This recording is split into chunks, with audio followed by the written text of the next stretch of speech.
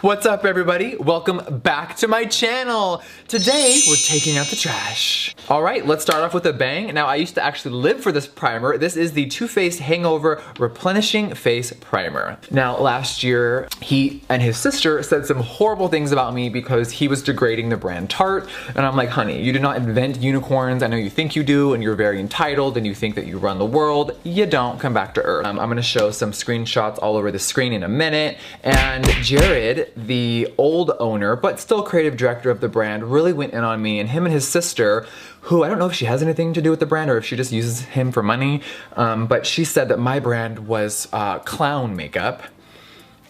Okay, and they said a lot of other horrible things about me. Now, Estee Lauder had to ask them to shut up, which I don't know if that was ever told on record, and they finally left me alone. I'm sure after this video they're gonna probably continue to degrade me, but it just sucks that people that are literally almost twice my age are degrading me. So that's the tea on that. You will never see me review anything of Too Faced on my channel. I don't like to support people that are evil or really nasty. So there's the tea on that.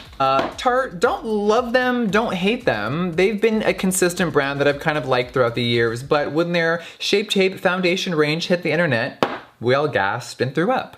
We all know that most brands create more than 2 shades for women of color, but Tarte decided to say, fuck it. The thing that made it worse was the news article of interviewing Tarte and them saying some very weird stuff like, oh, well, you know, this foundation, you know, we don't have that many shades because it's like, you know, you can use some for the winter and then you can transition into your summer shade. It was like this weird, lame excuse that really never made sense to me, and I didn't really get it, but it caused a big stir because their lack of shade range was embarrassing. Since I reviewed it, it's been sitting in the drawer. Forgot about it, don't care about it, and it's time it goes in the trash. All right, now this foundation actually isn't that bad. I've tried a lot of better ones the last year, but memory lane. I don't know, I just can't relate, you guys. When I make my foundation and it comes out next year, well, I am working on it right now, but when it comes out next year, there ain't gonna be 12 shades, I'll tell you that. Sephora's like, hi, we're doing ColourPop, and Ulta's like, great. We're doing Wet n Wild, Chanel, and everything else. Have a seat. All right, concealer, you were never good to me. Now, I'm all for people being inspired by other brands, but when you literally steal the exact concept and photo shoot from a indie brand, how do you sleep at night? That's the real tea. How do you sleep at night? There is a indie brand that we have used on this channel. I've actually reviewed it. That is called Beauty Bakery. It is a Black-owned brand from a beautiful woman that actually survived cancer. She started her makeup brand and she is really flourishing. But she's still a very small company and they are very indie compared to the giant of Huda Beauty. This ad campaign and the entire collection was revealed online, and every single comment on Trendmood and on everyone's pages was like, you literally stole her concept. Huda has really never acknowledged it. She's just keep it moving, making her money. Why are you stealing someone else's whole entire concept? And the fact that she's never really acknowledged it really bothers me. I think she's just gonna think that, oh, well, whatever, people won't care in a month and we'll make all of our money. So that kind of sucks. All right, so let's contour this face. First item, bam. This is the Benefit Hoola Quickie Contour Stick. Now, you go to use it and it's like, oh, what happened, girl? The formula, the packaging, something happened in QC and it just flopped. I don't know what happened, but every single person I've seen use this, the stick has fallen out. Bloop! Oh, oh. Oh, looks like a little piece of dookie. All right, we're gonna put this right back in here and then let's try to blend this out. Oh my God, looks like I got punched. Thank God I'm not going outside after this. Hi, I just rubbed some dirt from my yard on my forehead. How are you doing? All right, now the next product, girl, let's just hold it up. Bam! This is the Kat Von D, what was this called? This shit is so old. This is the Shady Bronzer. Fitting. So, do I know the real tea? Of course I do.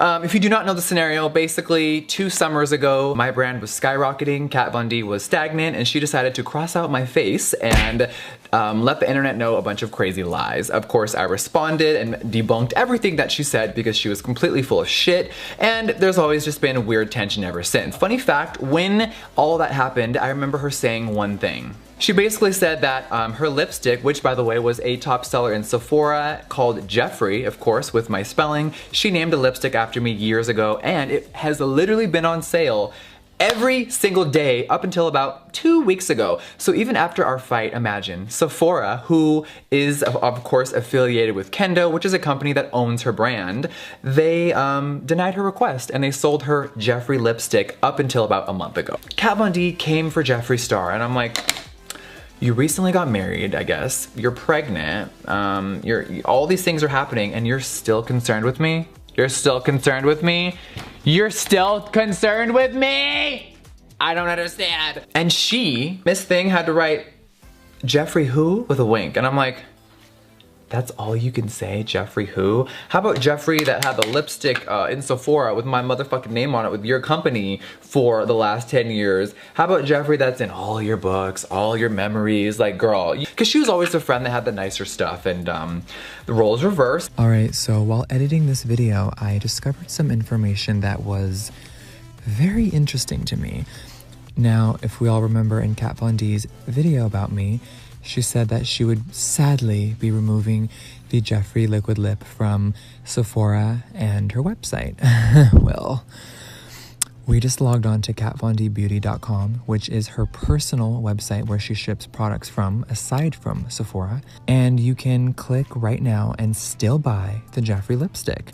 So it's crazy that you can click it right now and buy it. There were so many lies in her video. It's crazy how another one is debunked, and it's just so crazy that right now, 2018, you're saying Jeffree who, but the Jeffree liquid lip is on your website. So what's good, sis? So this is the last remaining product I have of hers, and now it's over. Next. This is a $95 highlighter from the brand ClaytoPo. They are very luxury bougie. This little glitter moment here is an overspray. So once you wipe that off, it's literally chalk underneath. And I'm like, for $95, this is what we get? Like, let's put it on my hand. Hi, it evaporated. Hello, I don't see anything. All right, bam. For blush, we're gonna go in with this Kylie Cosmetics shade X-Rated. Now, let me just tell you guys why for a second I am putting this in the trash. I'm like, hello, what's going on? Like, excuse me. We're gonna need a little bit more pigment, okay? So we are going to be using the Morphe Jaclyn Hill Vault. Oh wow, okay, this was definitely pressed too hard, I think. There's no pigment on the brush. I'm like, ooh. All right, mascara time, y'all. I didn't want to do this. You know, I live for Gucci. So I'm just gonna put it on and see what happens. Girl, shit's expired. I don't want to get a sister style like James, so let's just pray this doesn't happen to me. This is not looking that cute. All right, now we're gonna talk about the Christian Louboutin $85 lip gloss. Now, speaking of horrible smells, this one smells so atrocious. It's like that rose smell where it's just so strong and it lingers and it doesn't go away. I'm like actually dreading putting this on my lips. All right, we're down to the finish line. We have one more product. I'm talking about overpriced horse shit that doesn't really work. Jesus Christ. Okay, I had to pause and Google the price because I forgot. $70. For $70, bitch, my makeup shouldn't move throughout the day. Like, girl, I should pump my own gas. Doesn't even smell great. I'm like, oh. All right, until the next time, mwah. Bye, guys.